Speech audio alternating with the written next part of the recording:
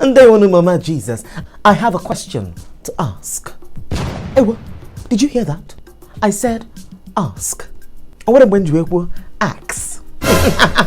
Because most of you are one and no murderers, going around with your axes, butchering the English language.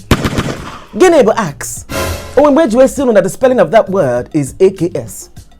Axe. It is pronounced ask. It's not axing. It is asking. Ask. I need it too much because you're too jealous to do so. And remember that's not the correct pronunciation.